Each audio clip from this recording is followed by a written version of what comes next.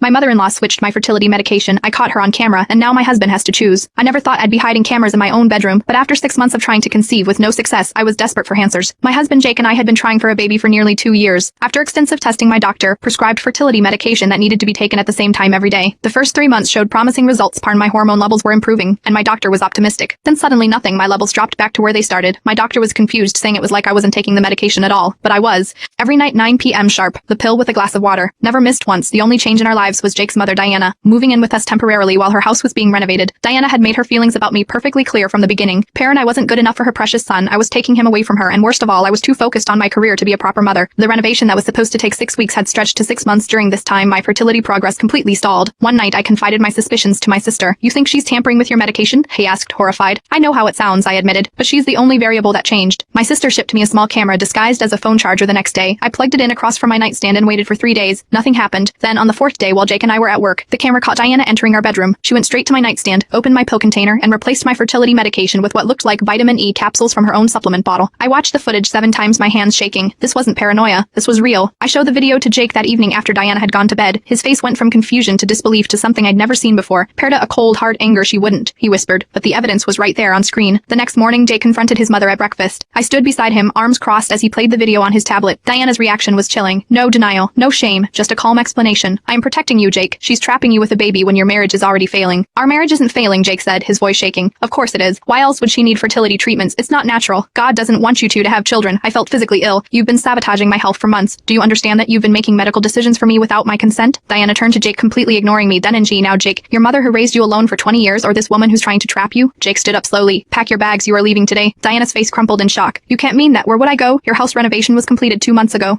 I called your contractor last night. Another lie exposed. Diana began crying, those manipulative tears I'd seen so many times before. Everything I've done was out of love for you. Jake shook his head. No, it was control. And it ends today. As Jake helped his mother pack, I sat in our bedroom holding the bottle of fake pills. 3 hours later, Diana was gone. Jake sat beside me on the bed, taking my hand. I've made an appointment with a therapist, he said quietly. I need to understand why I didn't see this sooner. Why I let her stay so long. Yesterday I had my first doctor's appointment since switching back to my actual medication. My hormone levels are already improving.